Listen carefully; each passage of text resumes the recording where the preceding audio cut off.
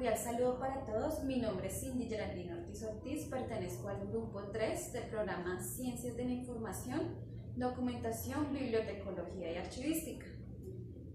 Bueno, a grandes rasgos les voy a explicar básicamente lo que trata toda la parte de la clasificación documental, ¿sí? Pero antes de explicarles qué es la clasificación documental, pues tenemos que partir de términos básicos, ¿sí? Tenemos la organización documental, que es un proceso macro en la cual pues está orientado a la clasificación, ordenación y descripción de los documentos en una institución, en una entidad, ¿sí? Esta organización documental, pues como les mencioné, tiene 3 fases. Entonces la primera, ahí sí vamos a entrar a lo que es la clasificación, ¿sí? La clasificación documental es el proceso en la cual se identifican y se establecen agrupaciones documentales, ¿sí? Pues estas van de acuerdo a cada una de las organizaciones, ya como establecen sus dependencias, sus áreas, ¿sí? Entonces, pues la clasificación documental ya va de acuerdo a la estructura orgánica de la entidad. Tenemos varios tipos de clasificación documental. Entonces, el primero es clasificación funcional, en la cual se analizan las actividades o funciones de cada una de las dependencias, ¿sí?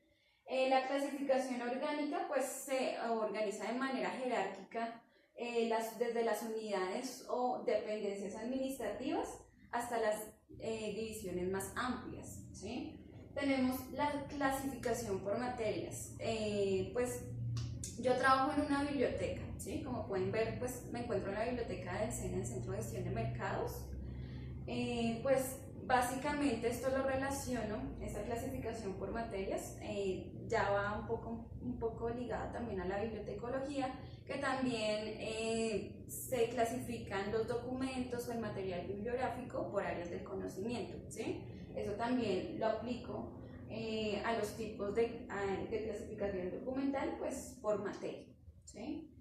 Y pues la clasificación documental tiene varios elementos, ¿sí? Para llevar a cabo este proceso, pues hay que tener en cuenta 3 cositas. La primera son las acciones a las cuales se refieren los documentos en los contenidos de acuerdo a todo lo producido por la entidad o por la organización, ¿sí?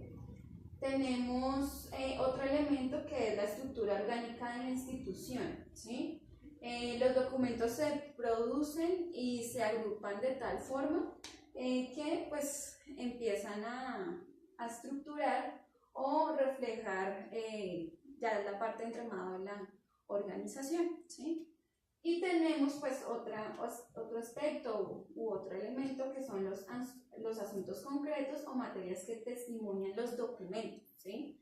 De acuerdo a la entidad, todas las entidades tienen diferentes clientes, diferentes, ¿cómo les explico yo? Tienen diferentes servicios, ¿sí? Por ejemplo, una entidad de transporte no es lo mismo que una entidad educativa, ¿sí? Entonces, ¿qué pasa con las materias o con las áreas que maneja cada documento? ¿Sí? Entonces varía de acuerdo a cada institución, como les mencioné en el ejemplo, ¿sí? Y pues se tiene pues la percepción de qué documento se produce en la institución. Entonces, si es en una entidad, por ejemplo, en una biblioteca pública, ¿sí? Entonces, ¿qué tipo de archivos o qué tipo de documentos debe producir esa biblioteca pública? Entonces, normatividad o lineamientos para la organización de colecciones, lineamientos para la parte de promoción y animación a la lectura. Eso puede ser un archivo en una biblioteca pública, ¿sí? Se podría tratar así, hablando de ejemplos, ¿sí? Ya saliendo de la parte de clasificación, pues tenemos la descripción documental, pues que es la última fase, pero la menciono ahorita. Pues la descripción documental básicamente es el proceso de análisis de todos los documentos producidos por cada una de las dependencias de la institución, ¿sí? Aquí dice que pues, se materializa en representaciones que permiten su identificación, localización y recuperación, ¿sí? De esto se deriva el cuadro de clasificación documental, ¿sí? Que es uno de los instrumentos archivísticos que permite la clasificación y la descripción archivística en la conformación de agrupaciones documentales, ¿sí? Entonces, estos instrumentos archivísticos permiten el análisis documental en cada una de las entidades.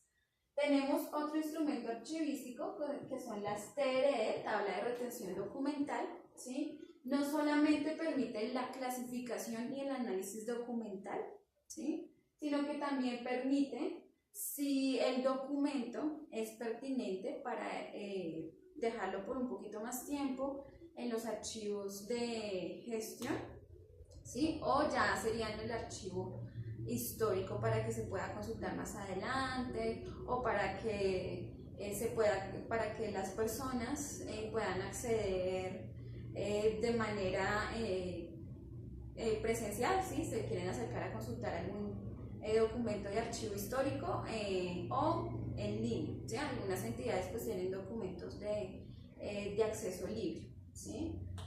Y sí, básicamente entonces indica los criterios de retención de los documentos, ¿sí? Que pues, era lo que les mencionaba, si es pertinente dejar por más tiempo un documento en relación a la función de la dependencia, y la disposición final, ¿sí? Si este documento es muy importante, pues se podría dejar en el archivo histórico, si ya dependiendo de los criterios de la entidad.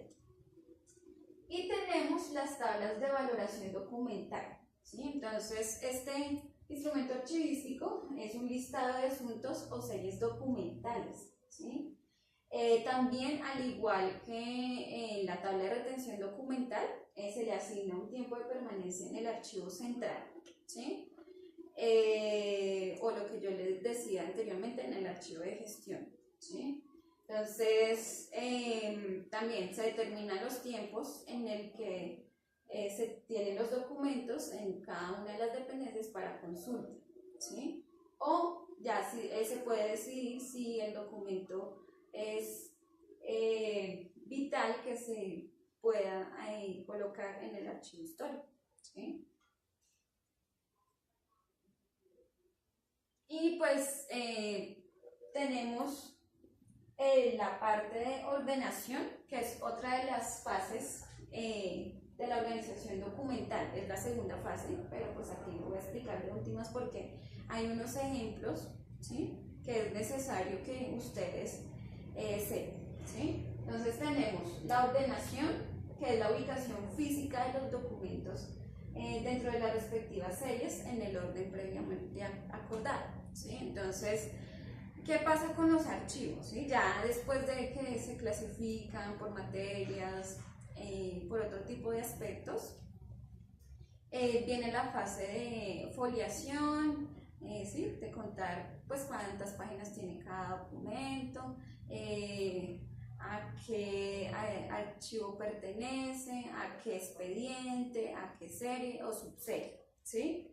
Y pues voy a hablar de las series, ¿sí? La serie documental, que es un conjunto de unidades documentales de estructura y contenido homogéneos, ¿sí? Y pues se produce como consecuencia del ejercicio de las funciones específicas de cada una de las dependencias, ¿sí? Entonces lo que hacen las series documentales, ¿sí? Están ya organizadas, digamos, los expedientes o las unidades de los documentos de cada una de las dependencias, y se crean estas series o se crean unas subseries derivadas de la serie, ya pues de acuerdo a los lineamientos que se establece en la institución, ¿sí? Tenemos ejemplos de varias series documentales aplicados pues a este tipo de temáticas. Entonces, para historias laborales tenemos como ejemplos nombramiento o contrato de trabajo, documento de identificación, las hojas de vida de los funcionarios, los certificados de estudio, acta de posesión en el caso, digamos, de los contratistas, ¿sí? O de las personas que contratan en modalidad de prestación de servicios, pues se anexan otro tipo de cosas que es certificado de afiliación a salud y pensión, también se anexa el pago de la seguridad social. Entonces este tipo de documentos entra en la categoría de la serie documental, ¿sí? Y de las historias laborales. Tenemos historias clínicas en el caso de los hospitales, ¿sí? Entonces tenemos unas que es condición de salud, ¿sí? Entonces esto ya viene enfocado a cada paciente. Entonces que la historia clínica, y dentro de la historia clínica entonces viene condición de salud, actos médicos, procedimientos que se le realiza al paciente. Entonces que la cirugía de un linfoma, ¿sí? Por ejemplo, o una cirugía de un tumor, ¿sí? Procedimientos y patologías, entonces enfermedades que ha sufrido el paciente a lo largo de toda su vida, ¿sí? Y pues van anexados en esa historia clínica, ¿sí?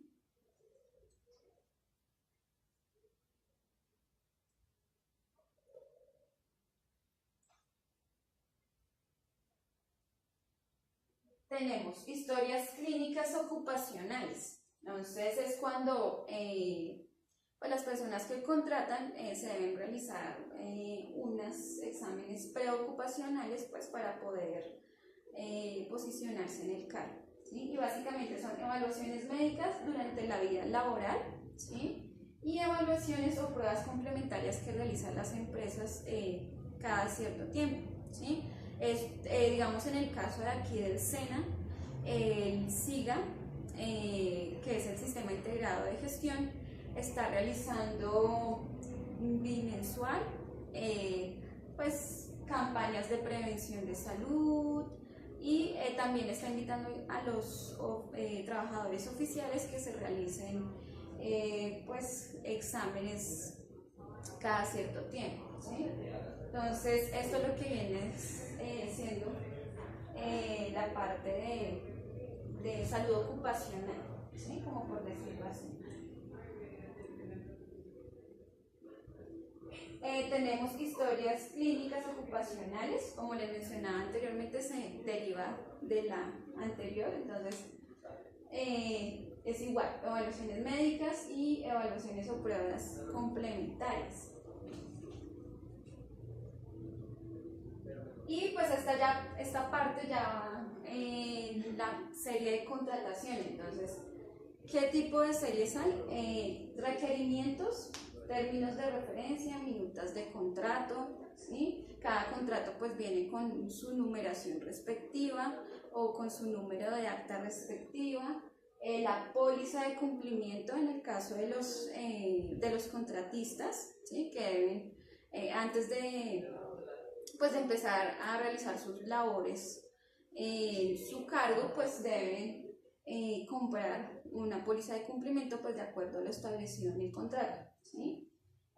Publicación de diario oficial, el acta de iniciación del contrato, los informes digamos en el caso de los contratistas, volviendo al ejemplo de los contratistas, porque yo soy contratista. Entonces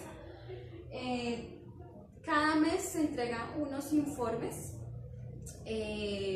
digamos, de las actividades relacionadas al cargo y relacionadas a las obligaciones del contrato, y con ese informe pues se entregan reportes de pago de seguridad social y la planilla, ¿sí? Y pues el acta de liquidación, ¿sí? Pues ya esto también va ligado, pues esto lo relaciono al contrato de prestación de servicios, pero también aplica a otro tipo de contratos, ¿sí? Y pues de acuerdo al tipo de contratación o a la entidad, pues se establecen estas series, ¿sí? Ya para finalizar, pues quiero dar una pequeña reflexión acerca de lo aprendido en toda la unidad, ¿sí? Es necesario que en cada una de las organizaciones se establezcan lineamientos ¿sí? De acuerdo a lo establecido en la ley colombiana, ¿sí? Para la organización de los documentos, ¿sí? Es muy importante porque es que los documentos son fuentes de información, ¿sí? Y esas fuentes de información permiten que las personas